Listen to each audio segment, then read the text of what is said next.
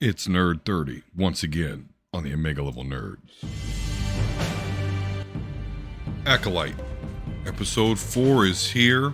There's, of course, a lot to talk about, so we're going to get into that on the solo mode of Omega Level Nerds. Of course, Don here with you.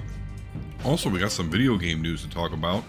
The next Legend of Zelda, Echoes of Wisdom, and the Marvel vs. Street Fighter. I'm sure I'm messing that name up, but there's a new game collection.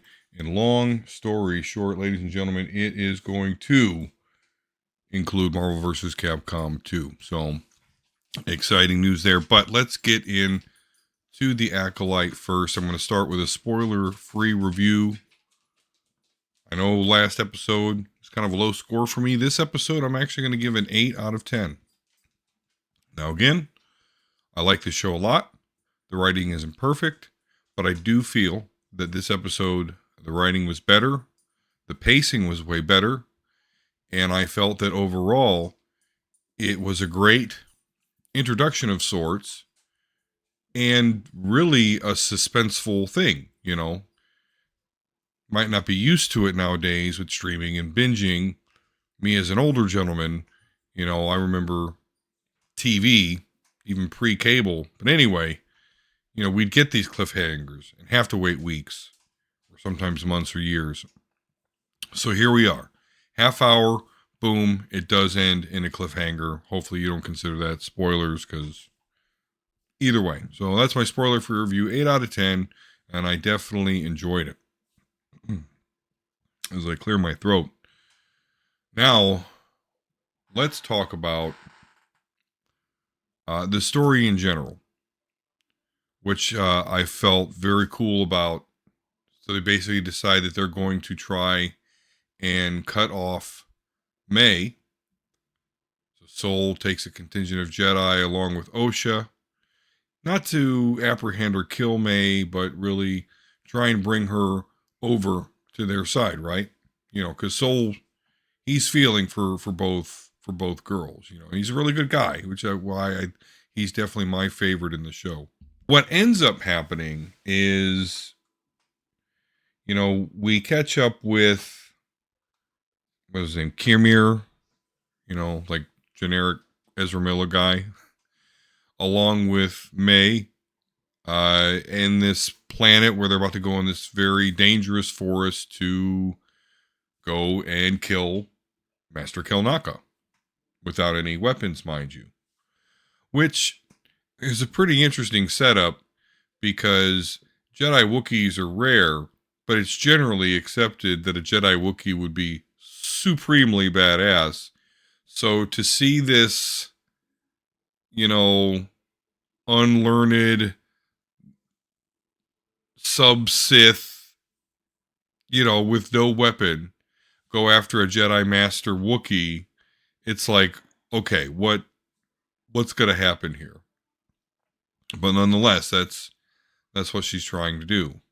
At least until we get the turn where she betrays Qmir, catches him in a trap, and says, you know, I'm going to go turn myself into a Jedi. Now that May is alive, you know, I don't really care about any of this. So she's going to go turn herself in. And so when she gets there, you know, she finds Kelnaka's place. Interesting enough, like the circular dot symbols that was on top of the main, you know, witch's head, Kelnaka has some artwork that is very, very similar to that. I think it could be like a Conqueror thing, like, you know, he took some of the artwork from the Night Sisters, you know, before the whole place got obliterated. Maybe he's preserving them. I don't know. What do you think? Let me know down in the comments. We find out, though, is Kelnaka has already been killed. He's inside his home. May finds him dead. Obvious lightsaber slash across the chest. All right, so we're going to kind of stop there because that's really the first big point of contention. And I know any other podcast that kind of swore off playing into the hate.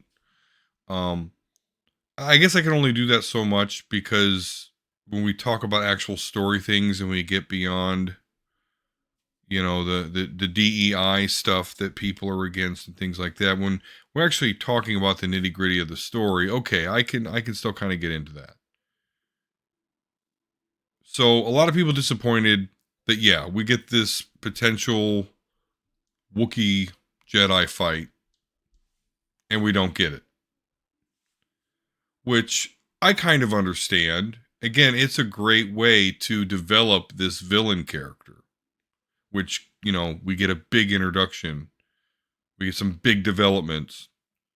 Not a lot of time in the episode, but we get some big developments here of, this Sith acolyte. And this kind of builds up to that because obviously it's like, oh, who did it? Oh, that, at least that's where my mind went. And again, as the episode progresses, you find out, that that's obviously what happened. Uh, a little disappointed though that I guess they were going to show the fight that resulted in Master Kelnaka's death, but due to budgetary concerns, they didn't. I don't know why they have to say shit like that, because that does taint it a little bit. It's a very expensive show. So I can understand saving money. Why reveal that? Why reveal that? That just opens you up. I think this show gets a lot of unfair criticism, but I also think that it opens like wide up though to be a big target at the same time. But anywho, that's big contention number one is people are, I don't want to say upset. I don't want to misrepresent anything, but disappointed that we're not getting to see like a badass Jedi Wookiee, fighting something. It is a bit disappointing, but at the same time, we talk about the pacing of the show. It's obviously a difficult thing to master, and money. It's always about some, bitch ass money. Crazy. Kiara is in this episode, and when I talk about the writers or in general this show kind of opening itself up, one of the things is people are automatically assigning Sith to all this, and that's just simply not right to do, because there's a lot of different people throughout Star Wars lore, which you are all very protective of, that wield red lightsabers and use the dark side of the Force that are not actually Sith. So I'm just going to say that ahead of time, because again, everybody's sensitive because of Ki-Adi-Mundi's line in episode 1, The Phantom Menace, the Sith have been extinct for over millennia. So he's in this show. They've shown him. He's kind of like actively helping with the cover up here. But people are saying this is lore breaking, right? That's the big, thing that people like to complain about with the show. It's lore breaking. Osha and May, the way they came about, it breaks the lore. Anakin ain't shit now, which is untrue. See previous episodes for that explanation.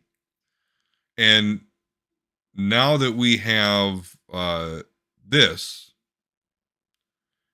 breaking Ki-Adi-Mundi's here.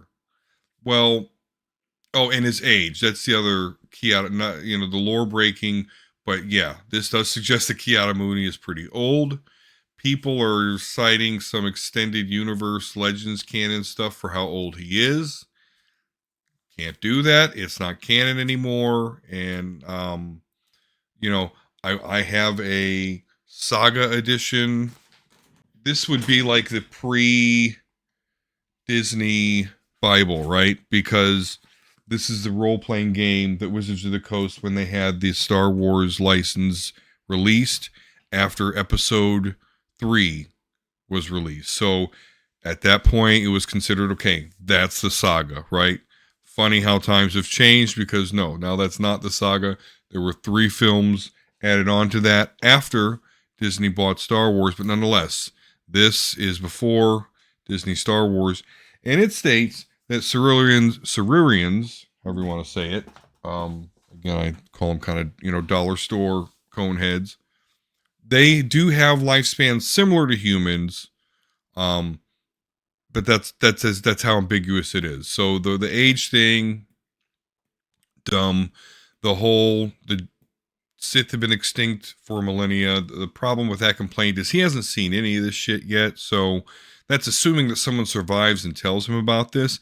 But even if he is made aware that, some dark side wielding, red saber wielding person is out there, he still has no reason to believe that it is actually a Sith Lord. So it's very important for everyone to remember as they read these complaints online. So it's not lore breaking in any way, shape, or form.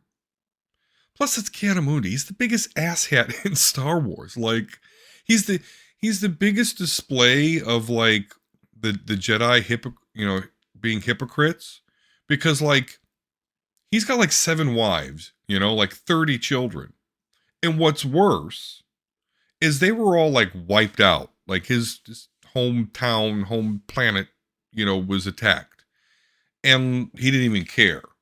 No, because the Jedi don't have attachment. Like, are you fucking serious, dude? Like, so I hate that character anyway. And so to build your church on the Kiadamundi rock is, in my eyes at least, because he's again just a big asshat, is dumb. Yeah. So there you go. I mean, that's kind of the big controversies so far, from the episode. So now let's talk about kind of how this ends, because, we see that Master Kelnaka has been killed by lightsaber strike. This Jedi, Osha, and this Jedi contingent all catch up with May. But, as they do, we get the introduction to whoever this acolyte is. Like, floats down. Now, I think they're trying to throw us off here, because at first I'm like, oh, this is Kirmir guy, because he's the one, that's been kind of goading May on. He's already on the planet. So it would really make me think it's that dude, because I already think it's that dude. But I think that may be a little bit of a misdirection, because it also reminds me of, her name's Toril, the other Night Sister, or the other mother, Coral, yeah, the Zabrak, with the designs on the face, and she didn't want to work with the Jedi at all. I have a feeling, because there's like 5 or 6 Jedi here, and this acolyte, again with the smiley mask guy, or girl, no, I think it's a girl. I think it's Coral. I think it's her, a woman, or whatever. And I think she's some form of acolyte of Abeloth, which again isn't necessarily Sith, but Abeloth being this female, dark side, scary fucking demon with teeth all up her face. And if you look at the helmet, you see what I mean. You see where I could start to formulate this. Plus, when she swoops in, very powerful, by the way. I mean, you flick of the wrist, and then sends Osha off. But again, there's like 6 Jedi there. At least one of them are masters. And she comes in and does this huge force push. Pushes them all away. Very reminiscent of what we've seen these force witches do. So, I don't know. I've been wrong. I've been right. I think they're trying to throw us off here. But I even think that the figure looks feminine. We got the scary helmet and all that, sure. But like, actually, I was getting feminine vibes from the red lightsaber, smiley, scary teeth, helmet wearing person in the show. But that's where it leaves off. Like, it literally comes in, swoops in, flies in. Like, come on, it's pretty badass. Flying with the Force is pretty badass. Dooku's done it. So, that's pretty cool.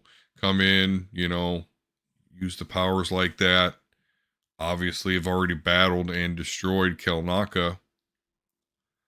So yeah, I mean, I think it's a pretty good development power boost of our antagonist here.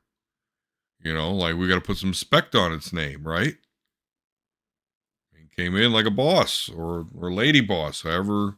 I think it's a lady. So yeah, I mean, you can nitpick it, and people do. But overall, I'm very entertained, very interested in the story, and I'm a diehard Star Wars fan for over 40 years at this point, and I know the lore. I'm not gonna say I know every little piece of lore there is, but I know a lot, and there's still nothing in the show that breaks any sort of lore. So please, please enjoy. And if you don't, stop watching it. That's the funny thing. Well, there's a couple funny things here, actually. Everyone that complains and keeps complaining about the show, everyone that keeps saying that this show is killing Star Wars, and, lore breaking, lore breaking. We're the lore police. We're the lore police. Put your hands up. We're the lore police. Yeah, see, the dogs don't even like it, right? But so far, so good on my end, everybody. So please enjoy. And if you don't, stop watching it. That's funny. Just y'all keep watching it. So outside of that, the other funny thing is,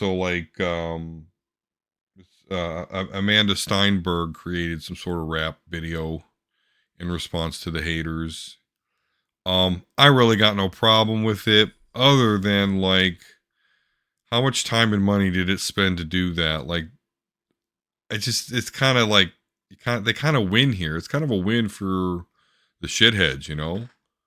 Like they made you, like they're in your head rent free. If I was a millionaire on a Star Wars, please, please, I wouldn't care one iota about what people thought about it, about me. I'll just be enjoying life.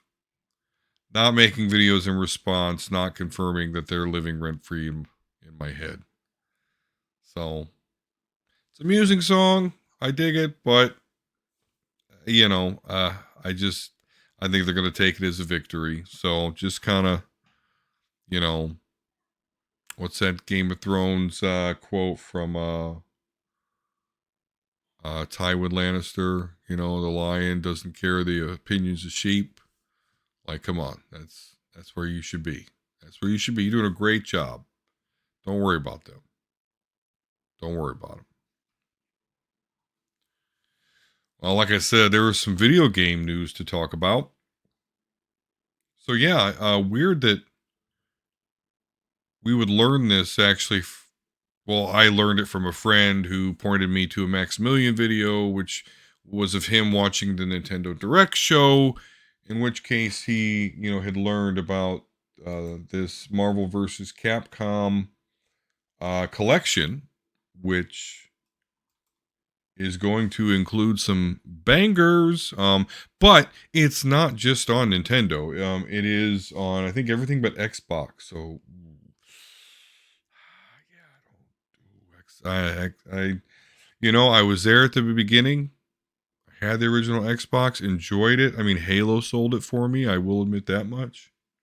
Thought they had a good run there, but looks like my son's gonna need to get a new favorite console. He's gonna have to join the PlayStation 5 army, huh? Well, anyway, back to the news here, which is, again, we're getting this Marvel vs. Capcom collection.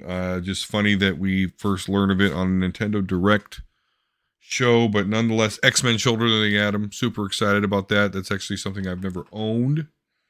Street Fighter. Now, this one gets me right in the feels. I mean, I love Marvel vs. Capcom 2. That's my absolute favorite fighting game. But X-Men vs. Street Fighter was just kind of one before Marvel vs. Capcom, Marvel vs. Capcom 2.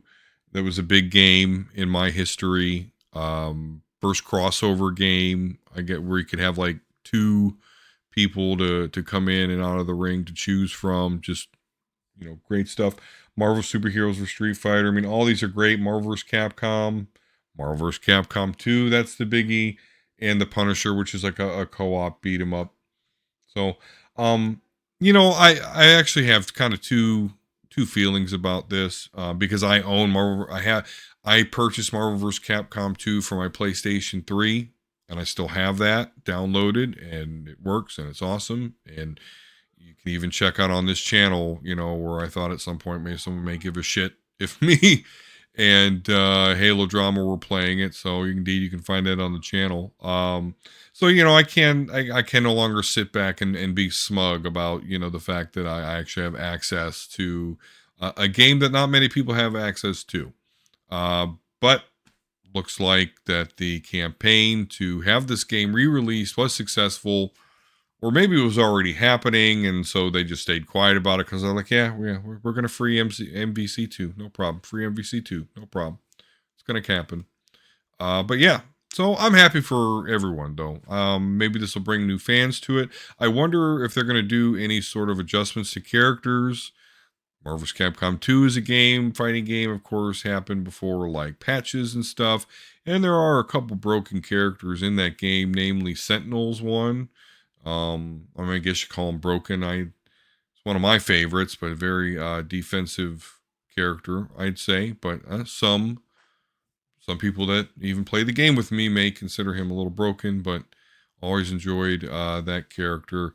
So I wonder if they're going to make any sort of adjustments to any, the Sentinel or any other character that, you may deem broken. Do you deem any Marvel vs. Capcom 2 characters broken? Let me know down in the comments. So yeah, I'm happy. Like I said, I feel two ways about it. I'm happy, but at the same time, I can no longer be smug about the fact that, I've got a PlayStation 3 with it downloaded on it, 2 controllers, and I can have a blast at any moment. But that's selfish. So, I'm going to want everyone to be able to enjoy it. So, online play might be interesting. I mean, it's not the first time there's been online play with Marvel vs. Capcom 2, with the downloaded version. I think there's another version or so that had access to online play, but I'm definitely kind of assuming all of these will have online play. So that'll be interesting to see what happens when it does release. So, I mean, but congratulations to the free MVC2 people. If you were in that camp, great job. It's coming to you. Have you gotten to play Marvel vs. Capcom 2 before or not? Would this be your first time? Let me know down in the comments. Or if you've played already, what's your favorite squad? What's your 3? Let us know. Help us out. All right. Of course, with me being the only one to run my mouth tonight, we'll have us a little compact show here. But before we go here, I want to tell you about something I'm excited about now. I can already see where this is stirring up some controversy, and I don't get it because this actually makes a whole lot of sense, and I'm excited. But we are going to get a new Legend of Zelda, Echoes of Wisdom. And so here's the controversial parts to it, is the fact that we're going back to very kiddie graphics. I don't want to say back to. This doesn't look like a Zelda has looked before, other than the map layout is very reminiscent of Link to the Past, but nonetheless. But outside of this, so the graphics are no longer going to be what they are in Breath of the Wild, Tears of the Kingdom. Going to be less realistic, more kiddie.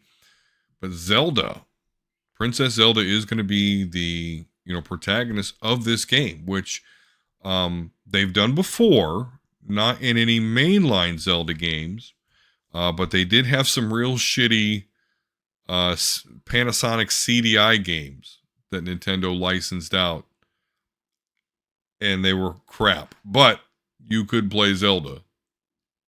So it's not the first time this has happened, so you can't claim that fully, but it's the main line. I'm excited for it. It's not going to be your regular sword and shield type dungeon crawl thing. She's basically using a wand that lets her copy like tables and chairs and water blocks and stuff like that to make her way throughout the dungeons and the world at large. Looks like it'll be fun. Um, for those complaining about the graphics, we've been here before. Come on. And maybe you haven't. You know what? I can't assume everyone is as old as me, but back when they first started, the Wind Waker stuff, again, this is post Ocarina of Time, Majora's Mask.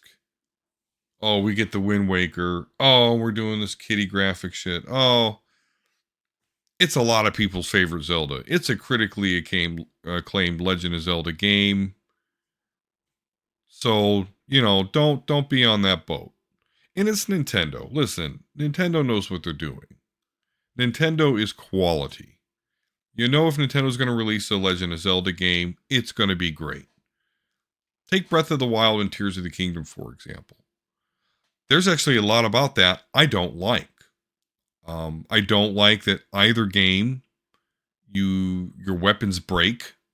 Even if you have the Master Sword, it doesn't break, but it like loses its power and it has to charge. I hate that mechanic. Yeah, that's all I can say. But it's unlike any other Zelda. I understand what they're trying to do, but it's like, yeah, I got my sword, my shield, but I digress. I don't like the open world stuff. I'm just really not a big open world guy myself.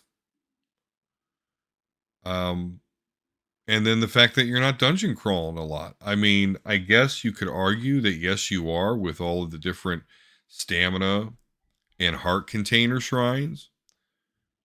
But, yeah, there's really no like, I want a dungeon. I want to like go into a place for like a half hour and have to work shit around and come out, with a heart tank and maybe a new item. There's some of that in here, and I think Tears of the Kingdom has a little bit more of that than Breath of the Wild, because Breath of the Wild, there's really only 4, I don't know, maybe 5, what I would consider dungeons. There's a little bit more in Tears of the Kingdom. Nonetheless, I say all that to say this, I still played those games and enjoyed them. There are just aspects about them that I don't like, because I don't feel they're very Legend of Zelda-ish, if that's the sort of thing that exists.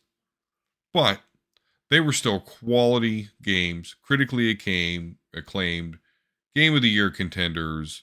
So, that's what we're going to get here. That's what we're going to get. There's just, no reason to think that it's not going to be a banger.